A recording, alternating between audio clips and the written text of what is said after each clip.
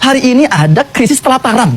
Ya, ratusan anak Gaza meninggal bukan karena kelaparan, tapi kelaparan. Tidak ada krisis makanan di Gaza. Yang ada 22.000 kontainer logistik ditahan oleh Israel, tidak boleh masuk ke Gaza. Ada blokade di sana? Ya, jadi logistik itu 20.000 kontainer, itu banyak sekali itu. Itu hanya berjarak beberapa meter dari perut anak Gaza yang kelaparan. Dan itu ditahan oleh Israel, tidak boleh masuk. Ini apa yang kenapa kita diam seperti ini? Bukan nih. Ada juga yang nuduh karena bantuannya diambil oleh Hamas. Nggak ada bukti sama sekali. Breaking news Bintang Timur. Peristiwa dramatis di jalur Gaza. Masa warga Gaza menyerbu gudang tempat Hamas menyimpan sejumlah tepung di pusat jalur Gaza dan menjarah tepung dari gudang. Gudang Hamas. Menurut laporan dari sumber yang berafiliasi dengan Fatah, kelompok Hamas menembak dan membunuh 5 warga Palestina yang menerobos masuk ke gudang tersebut. Juru bicara IDF dalam bahasa Arab Avichai Adrai menanggapi dan menulis, selama berbulan-bulan, Hamas telah mencoba menyebarkan kebohongan tentang kelaparan, sementara mereka menyembunyikan bertonton tepung di gudang-gudangnya. Siapa yang menyakiti penduduk Gaza, kejahatan kelompok Hamas terhadap warga Gaza, soal bantuan kemanusiaan yang disembunyikan.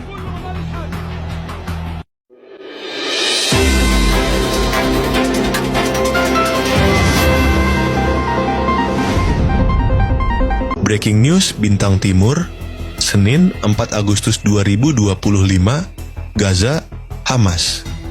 Halo pemirsa, kelompok Hamas merilis sebuah video pada hari Senin 4 Agustus 2025 yang memperlihatkan anggota mereka mengambil alih truk-truk bantuan kemanusiaan yang masuk ke wilayah Gaza. Dalam video tersebut terlihat sejumlah anggota Hamas bersenjata lengkap menaiki truk bantuan, bahkan dikawal oleh sebuah mobil minibus yang juga berisi anggota bersenjata. Bantuan yang seharusnya ditujukan untuk warga sipil Gaza yang kelaparan justru dirampas oleh kelompok bersenjata ini. Tindakan ini memicu kecaman dari sejumlah pihak, namun sebagian besar media internasional memilih bungkam atas aksi yang dinilai sebagai pelanggaran hak asasi manusia ini. Warga Gaza yang sudah mengalami krisis kemanusiaan kini semakin terdesak akibat ulah kelompok Hamas yang terus menguasai distribusi bantuan secara sepihak. Ikuti terus perkembangan informasi terbaru hanya di media sosial TikTok dan channel YouTube News Bintang Timur, media terpercaya untuk Anda.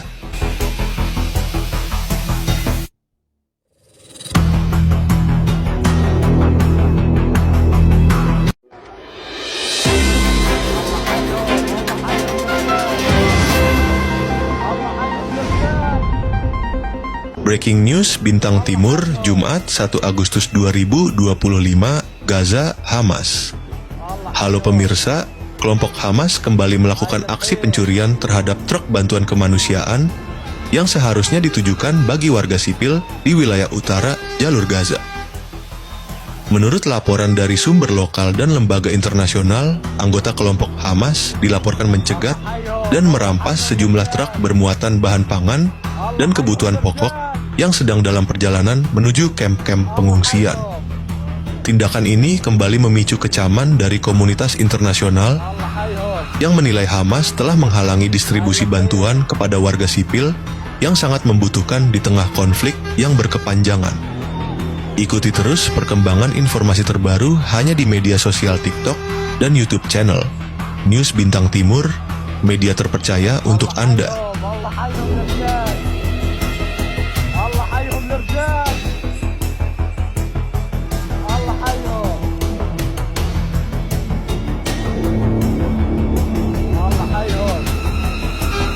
By the way, Eke mau tanya, rasa kemanusiaan lu kenapa muncul pada saat Palestina ya?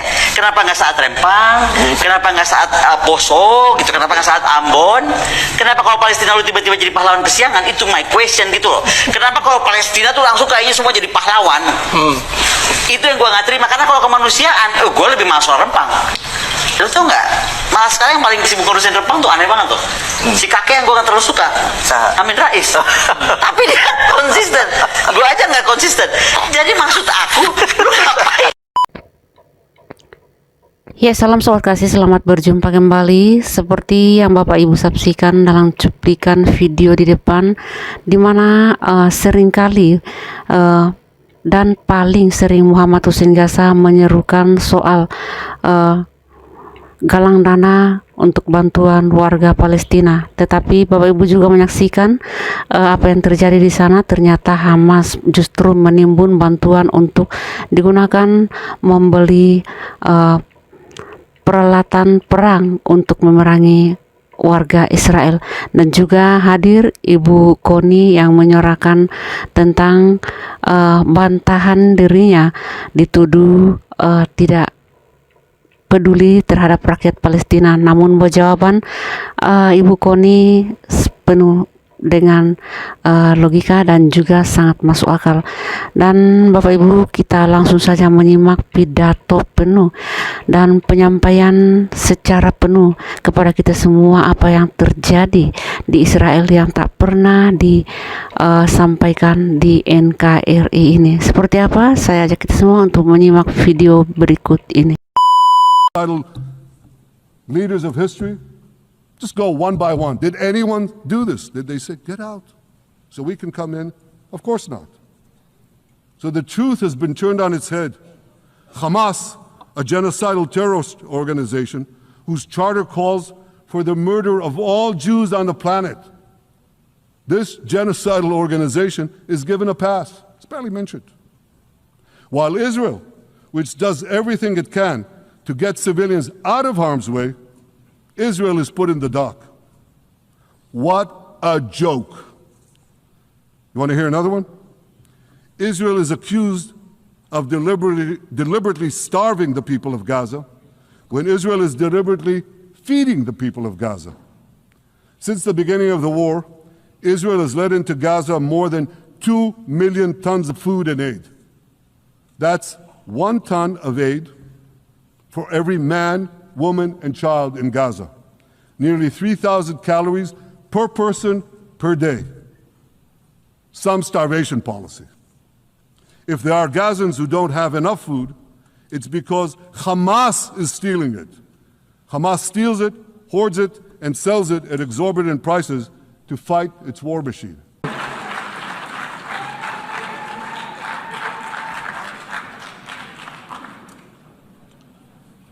Mr. President, the families of our dear hostages languishing in the dungeons of Gaza, ladies and gentlemen, last year I stood at this podium and I showed this map. It shows the curse of Iran's terror axis. This axis threatened the peace of the entire world. It threatened the stability of our region and the very existence of my country, Israel. Iran was rapidly developing a massive nuclear weapons program and a massive ballistic missile program. These were meant not only to destroy Israel, they were meant also to threaten the United States and blackmail nations everywhere. From Gaza, Yahya Sinwar dispatched waves of Hamas terrorists. They stormed into Israel on October 7th and committed acts of unspeakable savagery. From Lebanon, Hassan Nasrallah had launched thousands of missiles and rockets at our cities, terrorizing our citizens. In Syria, the murderous dictator Assad hosted Iran's forces, tightening a noose of death around our throats.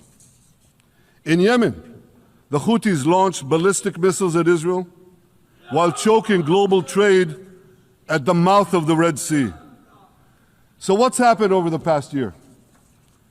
We've hammered the Houthis, including yesterday. We crushed the bulk of Hamas's terror machine. We crippled Hezbollah, taking out most of its leaders and much of its weapons arsenal. You remember those beepers, the pagers? We paged Hezbollah. And believe me, they got the message. And thousands of terrorists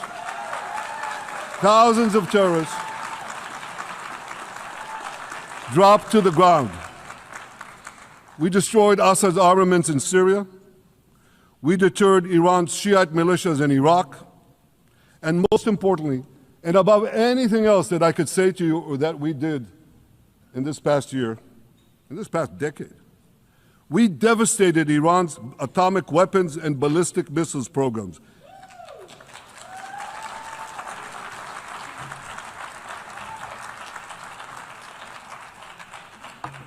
So here's where things stand today. Half the Houthi leadership in Yemen, gone.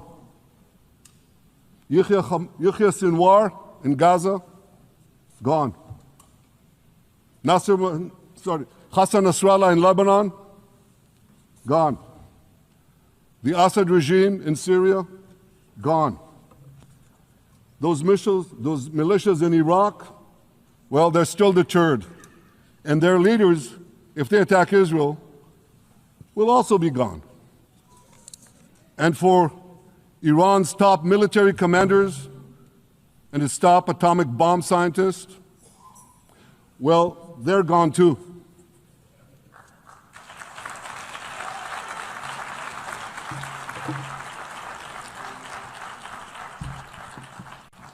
Israel's 12-day war with Iran, which I renamed Operation Rising Lion, that's from the Bible. This 12-day war will go down in the annals of military history. Our daring pilots neutralized Iran's missile defenses and took control of the skies over Tehran. And you saw this. Israeli fighter pilots and American B-2 pilots bombed Iran's nuclear enrichment sites. I want to thank President Trump for his bold and decisive action.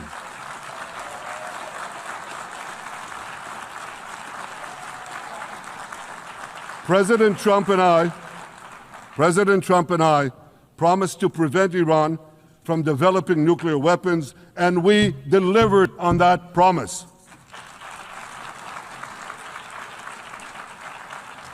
We removed an existential threat to Israel, and a mortal threat to the civilized world. We lifted a dark cloud that could have claimed millions and millions of lives. But, ladies and gentlemen, we must remain vigilant. We must remain absolutely clear-minded and vigilant.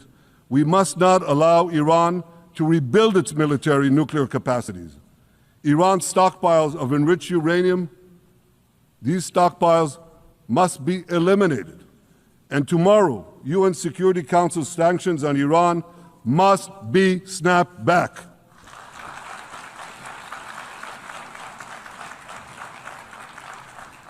Thanks to the resolve of our people, the courage of our soldiers, and the bold decisions we took, Israel rebounded from its darkest day to deliver one of the most stunning military comebacks in history.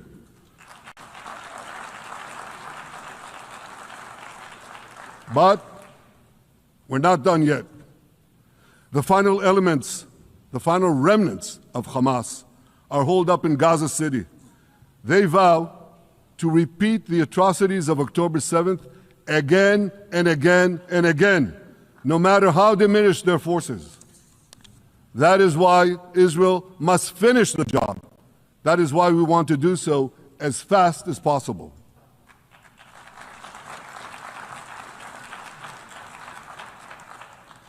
Ladies and gentlemen, much of the world no longer remembers October 7th, but we remember. Israel remembers October 7th. On that day, well, I'll tell you, you can remember October 7th too. You see this large pin here? It's a QR code. What I ask you to do is hold up your phones, zoom in, and you too will see why we fight and why we must win. It's all in here. On October 7th, Hamas carried out the worst attack on Jews since the Holocaust. They slaughtered 1,200 innocent people, including over 40 Americans and foreign nationals from dozens of countries represented here. They beheaded men. They raped women. They burnt babies alive. They burnt babies alive in front of their parents. What monsters! And these monsters took more than 250 people hostage. And those included Holocaust survivors, grandmothers and their grandchildren. Who takes hostage grandmothers and grandchildren? Hamas does. So far, we've brought home 207 of these hostages, but 48 still remain in the dungeons of Gaza. 20 of them are alive, starved, tortured, deprived of any daylight, deprived of humanity. These are the names of the 20 living hostages. Matan Angrest, Gali and Zerv Berman, brothers, Elkanah Buchbot, Rom Braslavsky, Nimrod Cohen, Ariel and David Cunyo, another pair of brothers, Guy Gilboa Dalal, Eviatar David. You saw the picture of Eviatar David, emaciated, forced to dig his own grave. Maxim Herkin, Eitan Horn, Segev Kalfon, Bar Kupperstein, Omri Meran, Eitan Moore, Yosef Chaim Ochana, Alon Ohel, Avinatam Or, and Matan Tsengarker. Now, ladies and gentlemen, I want to do something I've never done before. I want to speak from this forum directly to those hostages through loudspeakers. I've surrounded Gaza with massive loudspeakers connected to this microphone in the hope that our dear hostages will hear my message. And I'll say it first in Hebrew and then in English. אחינו הגיבורים, מדבר ראש הממשלה בנימין נתניהו. אני פונה עליכם מעל בימת האו"ם. לא שכחנו אתכם, אפילו לא לשנייה. העם כולו איתכם, ואנחנו לא נשקוט ולא נרפה עד שנחזיר את כולכם הביתה, החיים והחללים כאחד.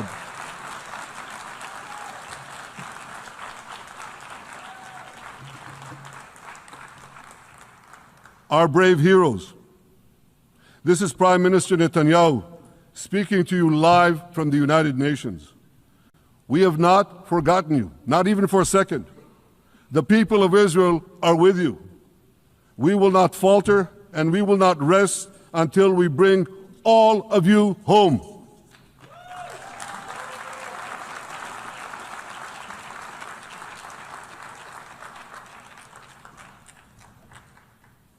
Ladies and gentlemen, thanks to special efforts by Israeli intelligence, my words are now also being carried. They're streamed live to the cell phones of Gazans. So to the remaining Hamas leaders and to the jailers of our hostages, I now say, lay down your arms. Let my people go. Free the hostages, all of them, the whole 48. Free the hostages now.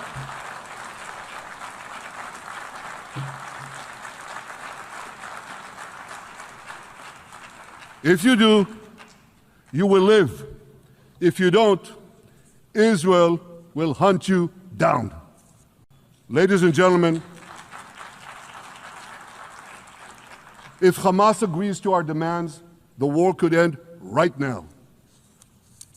Gaza would be demilitarized, Israel would retain overriding security control, and a peaceful civilian authority would be established by Gazans and others committed to peace with Israel. And of course, you understand that the war in Gaza has affected every Israeli. But I'm sure there are people in New York or in London or in Melbourne and elsewhere who are probably thinking, what does all of this have to do with me? And the answer is everything. Because our enemies are your enemies. So let's do something else first at the UN. Let's do a pop quiz. And raise your hand if you know the answer. Here's the first question. Who shouts death to America? Is it A, Iran, B, Hamas, C, Hezbollah, D, the Houthis, or E, all of the above? All of the above. Correct, all of the above. Second question. Who has murdered Americans and Europeans in cold blood? Is it A, Al-Qaeda, B, Hamas, C, Hezbollah, D, Iran, or E, all of the above? Correct. Again. So here's the point I wanted to make. Our enemies hate all of us with equal venom. They want to drag the modern world back to the past, to a dark age of violence, fanaticism, and terror. I think many of you are already feeling in your own societies the radical Islamist surge. You know, I'm sure you do, you know deep down that Israel is fighting your fight. So I want to tell you a secret. Behind closed doors, many of the leaders who publicly condemn us privately thank us. They tell me how much they value Israel's superb intelligence services that have prevented time and again terrorist attacks in their capitals, time and again saving countless lives. General George Keegan, former head of U.S. Air Force Intelligence, once said, "If the United States had to gather on its own the intelligence that Israel gives us, we would have to establish 5 CIAs. 5 CIAs. This past June, when Israel struck Iran's nuclear facilities, German Chancellor Merz admitted the truth. He said, Israel is doing the dirty work for all of us. President Trump understands better than any other leader that Israel and America face a common threat. He showed the world that when Iran and its proxies murder Americans, take Americans hostage, shout death to America, burn American flags, and try to assassinate the President of the United States, not once, but twice. He showed them there is a price to pay for all that.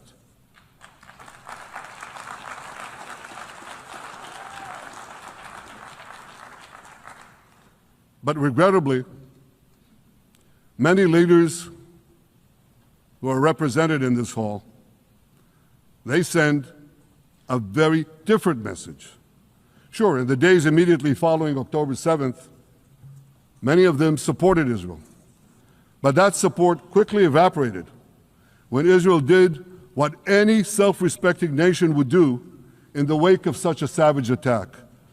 We fought back. Now just imagine, just sit back for a second and imagine an attack against America proportioned to the attack against Israel on October 7th. Imagine a regime, a terror regime, dispatching thousands of terrorists to invade the United States. They massacre 40,000 Americans. They take 10,000 Americans hostage. What do you think America would do? You think America would leave that regime standing? You don't think that. No way, not a chance. The United States would wipe out that terror regime and ensure that such savagery would never threaten America again. This is precisely what Israel is doing in Gaza. We're wiping out the terror regime of Hamas and ensuring that this savagery will never threaten Israel again. That's what we are doing. That's what any self-respecting government would do.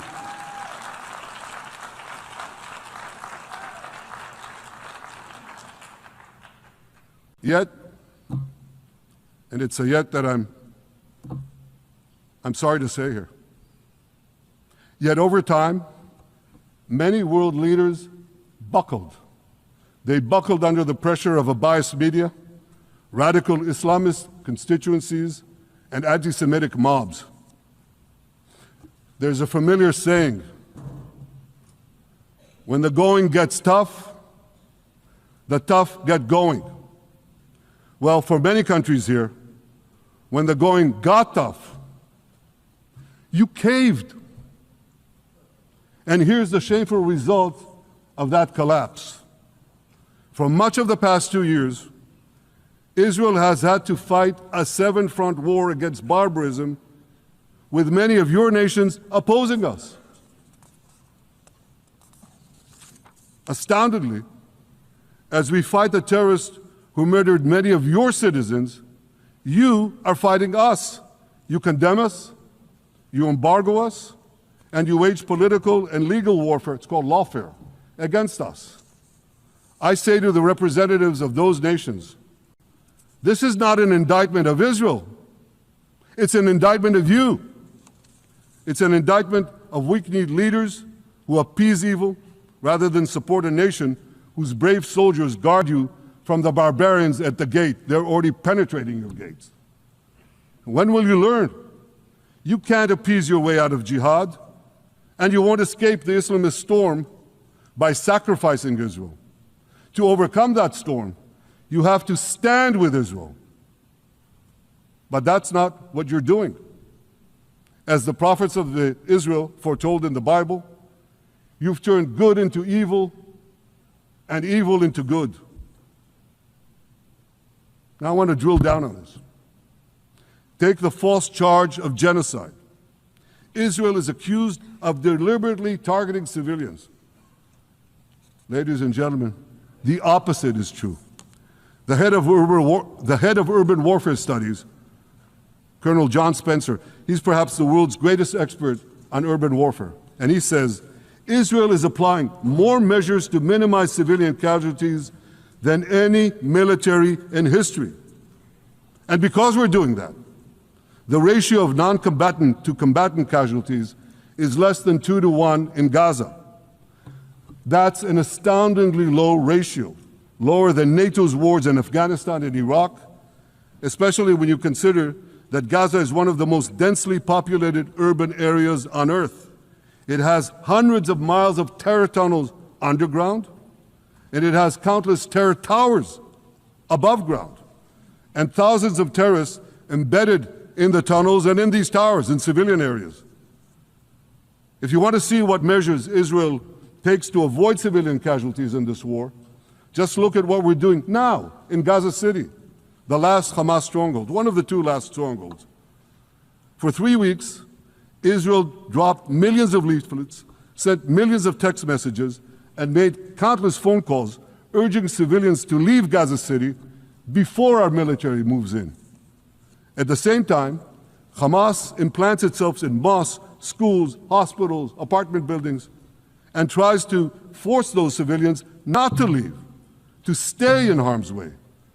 And it often threatens them at gunpoint if they try to do so. For Israel, every civilian casualty is a tragedy. For Hamas, it's a strategy. Hamas uses civilians as human shields and as props in its sick propaganda war in Israel, against Israel, a propaganda war that the Western media buys hook, line, and sinker. Now, despite Hamas's threats, close to 700,000 Gazans, almost 750,000, have already heeded our calls and moved to safe zones. Now I want to ask you a simple question, a simple, logical question. Would a country committing genocide plead with the civilian population it is supposedly targeting to get out of harm's way? Would we tell them, get out, if we want to commit genocide? We're trying to get them out. And Hamas is trying to keep them in. And this charge is so baseless. The comparison to genocide, wholesale slaughter of populations. What, did the Nazis ask the Jews to leave, kindly leave, go out? Did others, you want me to name all the genocidal leaders of history? Just go one by one. Did anyone do this? Did they say, get out so we can come in? Of course not. So the truth has been turned on its head. Hamas, a genocidal terrorist organization whose charter calls for the murder of all Jews on the planet. This genocidal organization is given a pass. It's barely mentioned. While Israel, which does everything it can to get civilians out of harm's way, Israel is put in the dock. What a joke. You want to hear another one? Israel is accused of deliberately starving the people of Gaza when Israel is deliberately feeding the people of Gaza.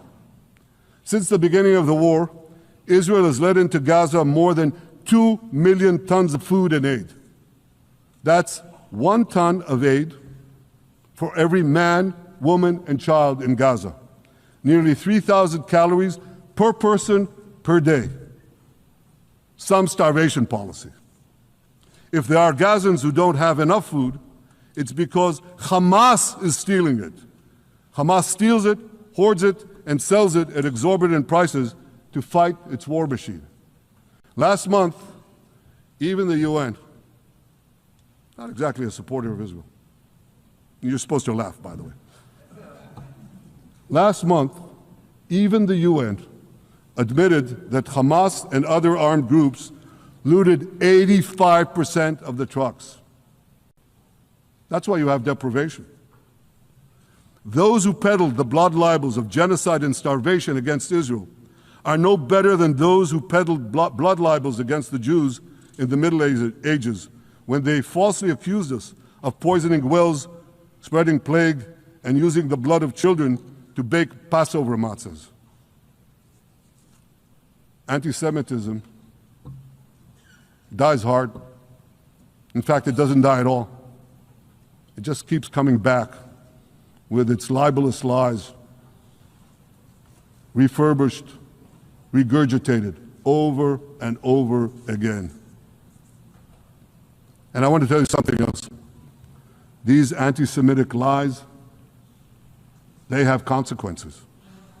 In recent months, Jews have been assaulted in Canada, Australia, Britain, France, the Netherlands, and elsewhere. Here in America, an elderly Holocaust survivor was burned to death in Colorado. And a beautiful young couple from the Israeli embassy in Washington was brutally gunned down right in front of the Holocaust Museum there. Thankfully, President Trump's administration is forcefully fighting the scourge of anti-Semitism, and every government here should follow its lead. But instead, many do the opposite. They actually reward the worst anti-Semites on earth. This week, the leaders of France, Britain, Australia, Canada, and other countries unconditionally recognized a Palestinian state. They did so after the horrors committed by Hamas on October 7th. Horrors praised on that day by nearly 90% of the Palestinian population. Now, let me say that again. Nearly 90% of Palestinians supported the attack on October 7th. It's not supported only, they celebrated it. They danced on the rooftops. They threw candies.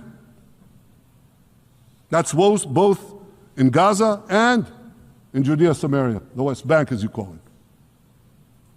And it's just the way they celebrated another horror, 9/11. They danced on the rooftops. They cheered. They threw candy. You know what message the leaders who recognize the Palestinian state this week sent to the Palestinians? It's a very clear message. Murdering Jews pays off. Well, I have a message for these leaders. When the most savage terrorists on earth are effusively praising your decision, you didn't do something right. You did something wrong, horribly wrong. Your disgraceful decision will encourage terrorism against Jews and against innocent people everywhere. It will be a mark of shame on all of you. But wait a minute, Mr. Prime Minister, they tell me. Wait a minute. We believe in a two-state solution where the Jewish state of Israel will live side by side in peace with the Palestinian state. There's only one problem with that. The Palestinians, they don't believe in this solution. They never have. They don't want a state next to Israel. They want a Palestinian state instead of Israel. And that's why every time they were offered a Palestinian state, but were required to end the conflict with Israel and recognize the Jewish state, every time, over the decades, they turned it down. And that is why every time they were given territory, they used it to attack us. In fact, they effectively had a Palestinian state in Gaza. So what did they do with that state? Peace? Coexistence? No. They attacked us time and time again. Totally unprovoked. They fired rockets into our cities. They murdered our children. They turned Gaza into a terror base from which they committed the October 7th massacre. So here's the uncomfortable truth. The persistent Palestinian rejection of a Jewish state in any boundary is what has driven this conflict for over a century. It is still driving it. It's not the absence of a Palestinian state. It's the presence and existence of a Jewish state. And I find it amazing that the foreign chancelleries and the ministries and all those who pontificate about this, and the leaders, how can they not see this basic truth when it is repeated again and again and again ad nauseum? And I want to say something else. This rejection of a Jewish state not only applies to Hamas, it also applies to the so-called moderate Palestinian Authority. You should know that the Palestinian authorities pays terrorists to slay Jews. The more Jews the terrorists slay, the more the Palestinian Authority pays. The Palestinian Authority names its government buildings, its public squares, its schools, after the mass murderers of Jews, which they glorify as martyrs. They pay and glorify not just the killer of Jews, but also killers of Christians. Christians like Taylor Force, an American veteran who was brutally murdered in Israel by Palestinian terrorists. But, that I hear from the Western leaders. They tell me, the PA promised us it will reform. And I know this time, Prime Minister, it will be different. Yeah, right. We've heard these promises for decades. They always promise. They never deliver. Because you see, the Palestinian Authority is corrupt to the core. They haven't held elections in 20 years. They use the same textbooks as Hamas, exactly the same textbooks. They teach their children to hate Jews and destroy the Jewish state. And Christians don't fare much better.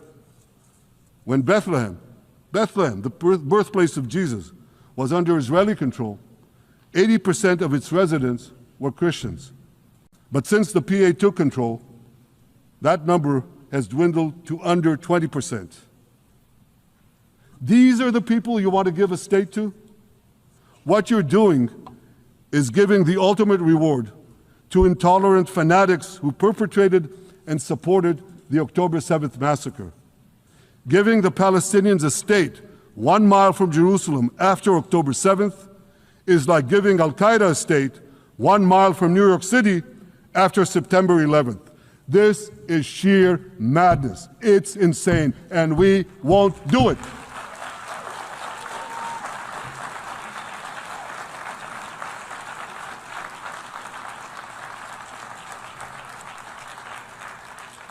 So here's another message to those Western leaders. Israel will not allow you to shove a terror state down our throats. We will not commit national suicide because you don't have the guts to face down a hostile media and anti-Semitic mobs demanding Israel's blood. And I want you to grasp something else, which is also distorted in the media. I say this not only in my name or the name of my government, but on behalf of all the people of Israel. Last year, there was a vote in the Knesset, our parliament, whether or not to oppose the imposition of a Palestinian state. You want to guess what the results were? Out of 120 members of our parliament, 99 voted against and only 9 supported. That's over 90%.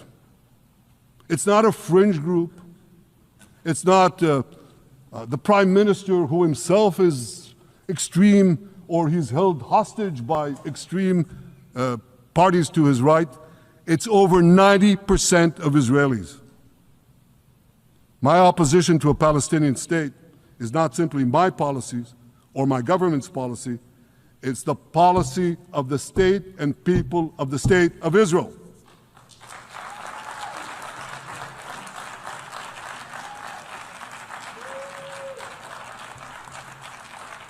Western leaders may have buckled under the pressure. And I guarantee you one thing, Israel won't. Israel's victories over the Iranian... Thank you, I know you won't too, that's good. Israel's victories over the Iranian terror axis have opened up possibilities for peace that were unthinkable 2 years ago. Take Syria. For decades, the very idea of peace between Israel and Syria seemed unimaginable. Well, no more. Today, we have begun serious negotiations with the new Syrian government. I believe an agreement can be reached that respects Syria's sovereignty and protects both Israeli security and the security of the minorities in the region, including the Druze minority. From the founding of Israel, Jews and Druze have been brothers in arms. We have fought together, we've bled together, we built our lives together. When I was a young commander in Israel's Special Forces, my own life was saved by the invaluable advice given to me by a great friend, Salim Shufi, a heroic Druze IDF veteran. And that's why I couldn't sit idly by, nor could Israel sit idly by, while the Druze were being slaughtered by jihadists. And I instructed our forces to stop the massacre, which they promptly did. Peace between Israel and Lebanon is possible as well. I call on the Lebanese government to also begin direct negotiations with Israel. I commend it for its declared aim to disarm Hezbollah. But we need more than words. If Lebanon takes genuine and sustained action to disarm Hezbollah, I'm sure we can achieve a sustainable peace. Of course, until that happens, we will take whatever action we need to defend ourselves and to maintain the conditions of the ceasefire which was established in Lebanon. Our goal is not merely to monitor Hezbollah's actions, but to prevent them from violating the ceasefire and attacking us at any time. But I'm sure that if the Lebanese government persists in its goal of disarming Hezbollah, peace will come very speedily and very readily. Victory over Hezbollah has made peace possible with our two Arab neighbors in the north. Victory over Hamas will make peace possible with nations throughout the Arab and Muslim world. Our victory would lead to a dramatic extension and expansion of the historic Abraham Accords, which President Trump brokered between Arab leaders and myself 5 years ago. And I took note, as I'm sure you did too, of the encouraging words spoken here by the President of Indonesia. This is the country with the largest Muslim population of all nations. And it's also a sign of what could come. Forward-looking Arabs and Muslim leaders know that cooperating with Israel will provide them with groundbreaking Israeli technologies, including in medicine and science, in agriculture and water, in defense and AI, and so many other fields. I believe that in the coming years, the Middle East will look dramatically different. Many of those who wage war on Israel today will be gone tomorrow. Brave peacemakers will take their place. And nowhere will this be more true than in Iran. The long-suffering Iranian people will regain their freedom. They will make Iran great again. And our two ancient peoples,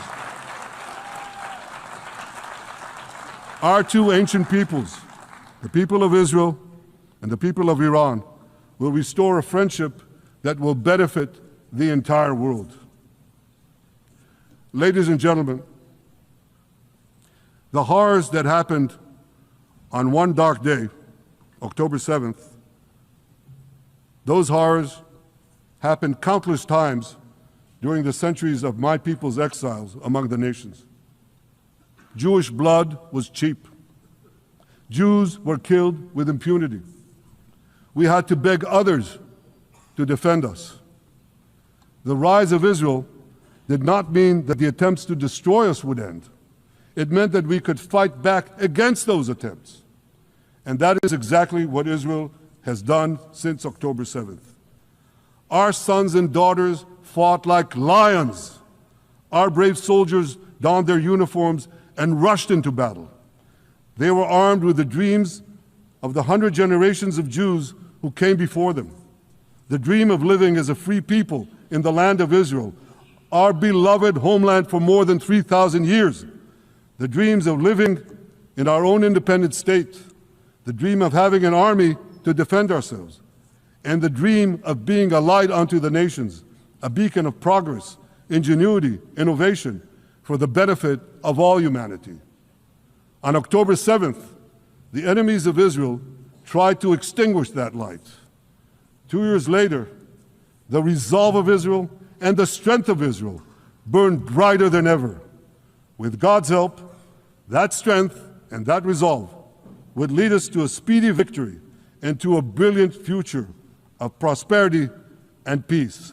Thank you very much.